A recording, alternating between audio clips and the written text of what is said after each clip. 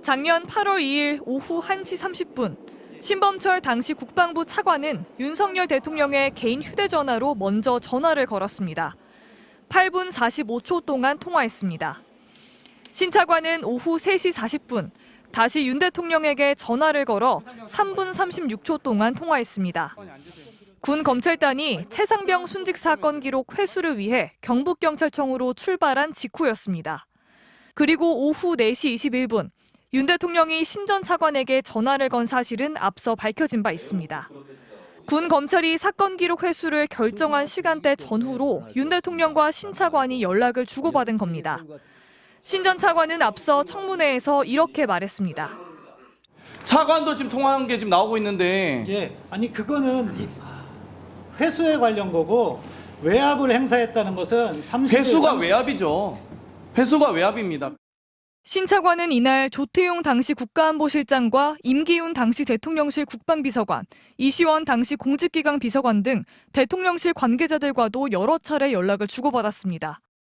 윤석열 대통령은 해병대 수사단의 사건 기록이 경찰에 이첩된 직후에는 해외 출장 중이던 이종섭 당시 국방부 장관에게 전화했습니다. 통화가 3차례 이어지는 동안 박정훈 해병대 수사단장이 보직 해임됐습니다. 윤 대통령은 이 직후에는 임기훈 국방비서관에게도 전화했습니다. 그리고 임 비서관은 10여 분 뒤 유재은 관리관에게 전화했고 유 관리관은 몇 분 뒤 경찰에 전화해 기록을 회수하겠다는 의사를 밝힙니다. 윤 대통령, 임기훈, 유재은, 경찰 이렇게 통화가 이어진 겁니다. 이날 윤 대통령과 직접 통화한 인물들은 모두 통화 내용을 밝힐 수 없다는 입장이라 통화 내용에 대한 규명 요구는 더욱 거세질 걸로 보입니다. MBC 뉴스 구민지입니다. 최상병 사건 기록이 경찰에 넘어갔던 지난해 8월 2일 오후 4시 59분 대통령실이 유재은 국방부 법무관리관에게 연락한 사실이 확인됐습니다. 번호는 02800으로 시작하는 유선 전화. 통화는 159초, 2분 39초 동안 이어졌습니다.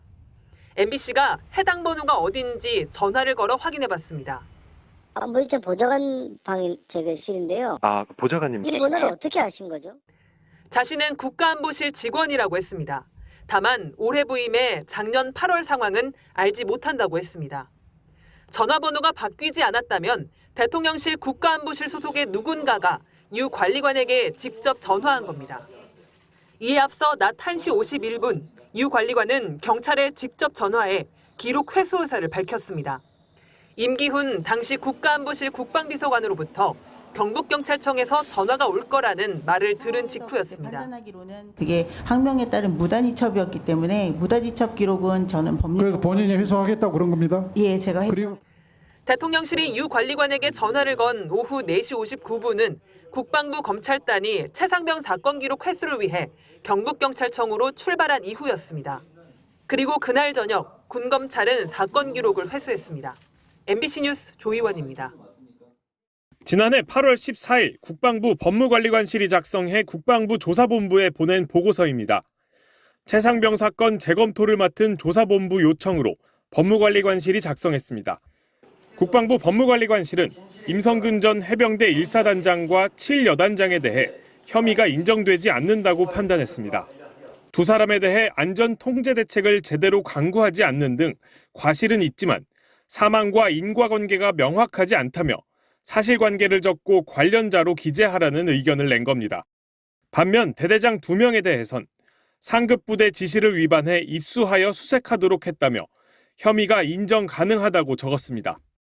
당초 조사본부는 임 사단장을 혐의자에 포함해 경찰에 넘겨야 한다는 의견을 냈지만 이에 대해 법무관리관실이 혐의자에서 빼라는 의견을 낸 겁니다. 국방부 검찰단 역시 임 사단장에 대해 과실은 있지만 사망과 인과관계를 판단하기 어렵다며 대대장 2명만 혐의가 인정된다는 의견을 낸 것으로 전해졌습니다. 결국 국방부 조사본부는 8월 24일 사건을 경찰에 넘기면서 법무관리관실과 검찰단 의견대로 대대장 2명에 대해서만 혐의자로 적시했습니다. 고위공직자 범죄수사처는 이종섭 전 국방부 장관이 조사본부 책임자들에게 재검토를 명령할 당시 유재은 법무관리관과 김동혁 검찰단장 의견을 들으라는 취지로 지시했다는 진술을 확보했습니다. 이에 대해 법률가인 군검찰과 군 법무관리관의 의견을 들으라 한 것일 뿐 설령 가이드라인을 제시했다 하더라도 장관의 권한으로 전혀 문제가 없다는 게 이종섭 전 장관 측 입장입니다. 공수처는 조사본부 재검토 과정에서 이 전 장관이나 대통령실 등 윗선에 외압이 있었던 것 아닌지 수사하고 있습니다. MBC 뉴스 윤상문입니다.